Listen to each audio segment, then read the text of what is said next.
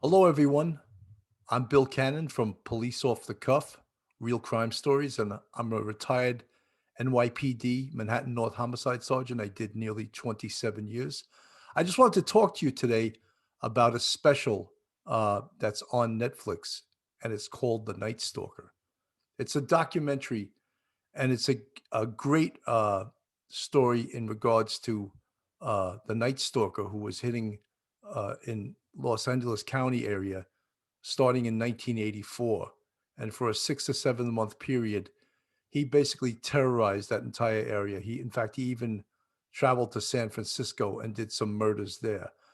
But on Wednesday night at 9 p.m. on YouTube Live, myself and two highly experienced NYPD detectives, Detective Michael O'Keefe, who is a 24-year veteran, and also he's an author of 3 novels, and Detective First Grade Irma Rivera, who retired out of Manhattan South Homicide, but also had 11 years experience in Manhattan Special Victims Squad. What we're going to do is we're going to talk about the Night Stalker case, not critique it, because we basically don't think we have the right to critique it. But what we do know is that the detectives on this case did an unbelievable job. When you watch this, you can realize how the perpetrator in this case was the devil himself. And I'm not saying that as a sexy way. I'm saying that he was the devil.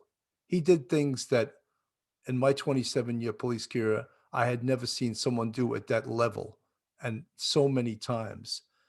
And his name was Richard Ramirez.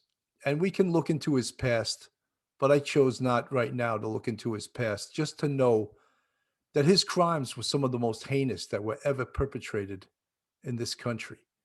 And he was difficult to capture because he defied um, a typical pattern or a typical behavior that you would see in a perpetrator. He exhibited numerous types of behavior. He used numerous types of weapons. He used knives. He used blunt force trauma. And of course, in the beginning, he used his 22 caliber semi-automatic. And one of the things that was amazing was during this case, there was this young detective, and his name was Gil Carrillo. And he predicted after the very first case that this was a sexually related homicide. And he predicted many things based on the fact that he took a sex crime course, and believe it was Los Angeles County State University by a professor named Robert Morneau. And he taught him advanced classes on sex crimes. And that's what enabled this young detective, Gil Carrillo, to correctly predict the type of perpetrator they had from the very beginning. In addition, there was a sergeant. His name was Frank Salerno, and he was a bit of a celebrity because he had worked on and solved in the 70s the Hillside Strangler case. So all of this experience put together uh, was really important in working this case. And one of the things we're going to touch upon with my two expert commentators, Michael O'Keefe and Detective Irma Rivera, is the human toll this takes on not just the community that was terrified of this person who was nicknamed the Night Stalker, but of the detectives involved, the police officers involved, the hours they put in, the personal nature of this. Richard Ramirez was not just killing people, he was sexually assaulting young children. That added a whole entire different dimension to this uh, in the expediency to get this guy caught. He was kidnapping young kids off the street, or during his crime spree, he would murder the husband, rape the wife, and then sexually abuse a child in the home. It was just this documentary is not for the queasy. It's actually disturbing even to people and law enforcement that have experienced viewing some of these horrendous crime scenes. When you watch the case unfold on television, on Netflix, And if you're a police officer or a detective, an investigator, you can't help feel like, wow, had there been DNA back in 1984, 1985, they would have solved these cases a lot quicker than it took them. It took them 6 months to get to find out who this perpetrator was. In all major investigations, there is always you always second guess yourself. Oh, if I would have done that, if I would have done this, we would have got him earlier. But there's always that stress in a major investigation, and you can't do everything correctly 100% of the time. Although these detectives came awfully close to it. One of the things that Detective Gil Carrillo noticed was at several crime scenes, there was a footprint in a Via aerobics shoe. And that was such an important piece of evidence because it was seen outside of a window where he broke into a house.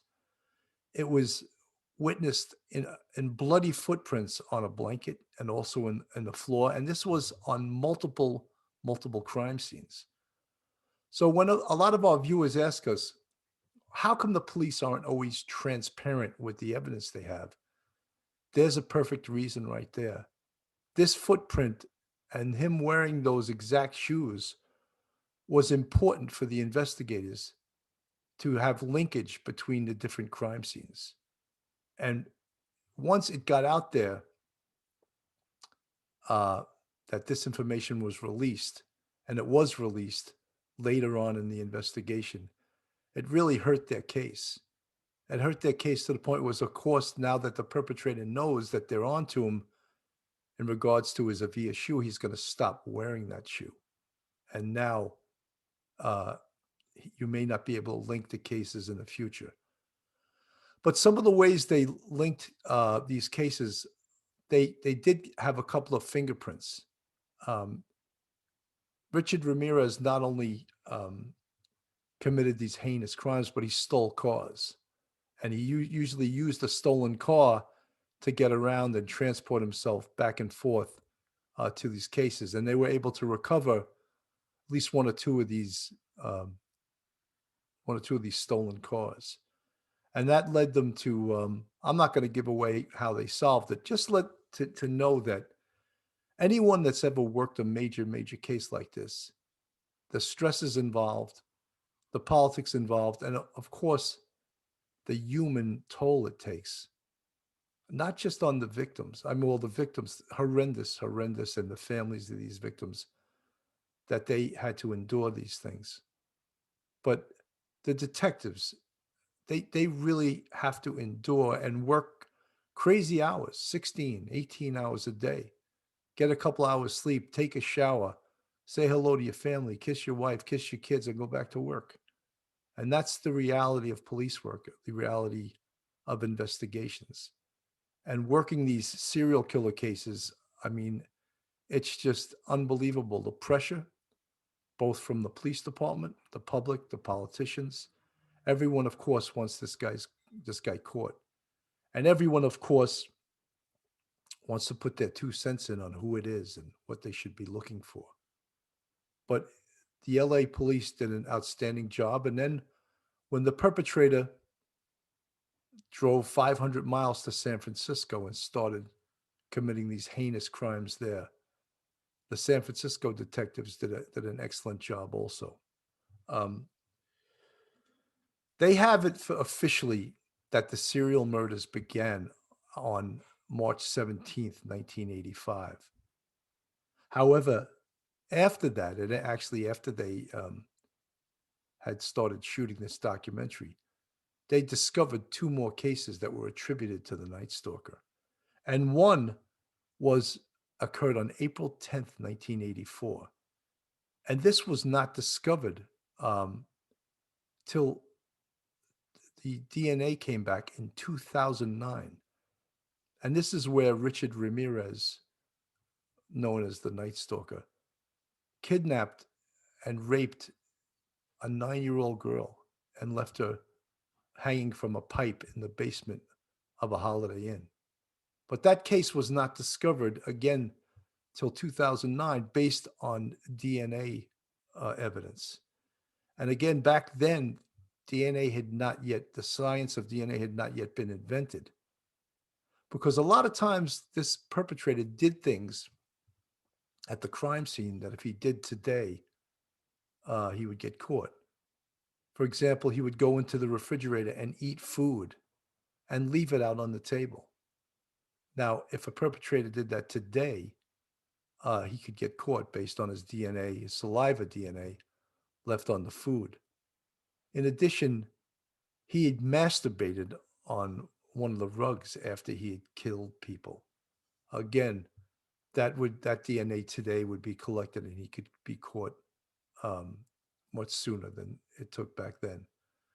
But this case, um, the pattern that when police usually look at a pattern, it usually deals with certain types of behaviors, certain types of weapons, certain types of modus operandi, or which is known as method of operation. And perpetrators like to stay with a very particular modus operandi. And usually, and not all the time, I say usually, they stick to a certain modus operandi.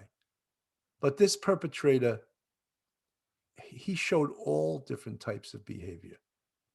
He would go through windows, he would go through a garage, he would break through, he would use a gun, he would use a knife, he would shoot uh, the husband first, and then attack and rape the wife, and then shoot her later on.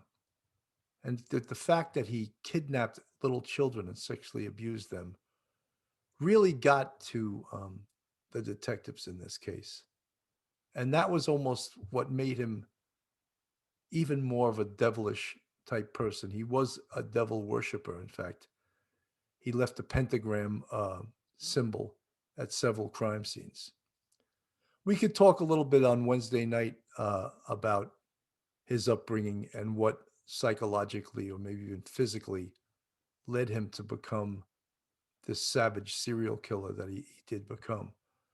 But that is left mostly to the behaviorists, the psychologists that look at him and determine how was this person born? Was he genetically predisposed to be a serial killer, to be this evil person? Or was he made? A lot of things that happened to him as a young man may have turned him towards being an evil person. He had a cousin that was in Vietnam who came home and showed him uh, decapitated bodies, and he had shown Richard Ramirez things that he had done to these bodies, which I'm sure had an impact on his psyche. He also had an uncle who was a peeping Tom, and he used to take young Richard out with him on his little peeping Tom ventures. In addition, Richard Ramirez started smoking weed, started smoking marijuana at the age of 10. I mean, I know that could have a extreme detrimental effect on a young adolescent, even younger than adolescents, 10 years old, to start smoking weed. In addition, his father was very abusive to him and had actually chained him up in a cemetery overnight. So you can imagine the psychological effects of things like that. But uh, I'd like to give you a little view of Richard Ramirez.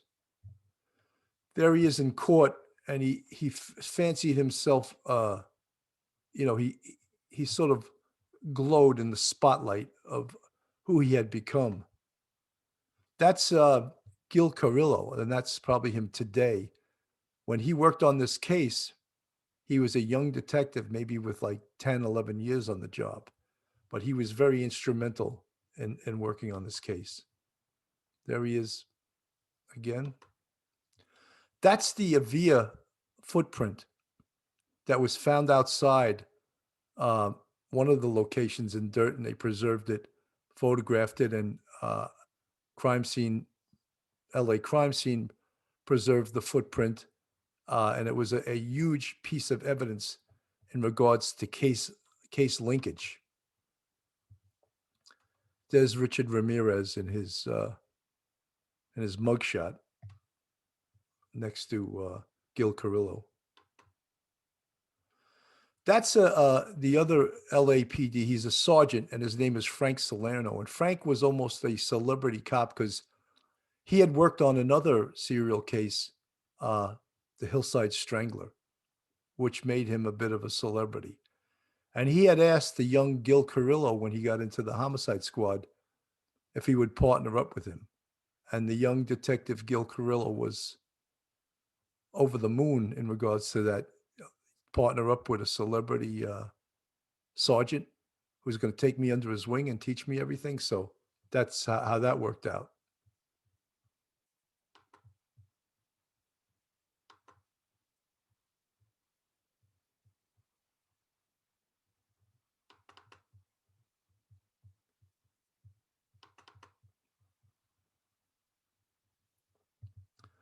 Yeah, as you can see, he was proud of his devil worship. Again, Gil Carrillo, the footprint.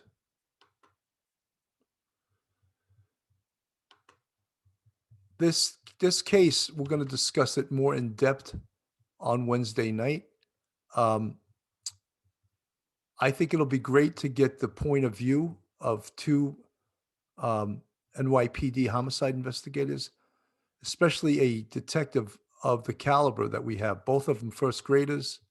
Uh, Irma Rivera had an unbelievable amount of experience in Manhattan Special Victims, which back in the day they used to call Manhattan sex crimes.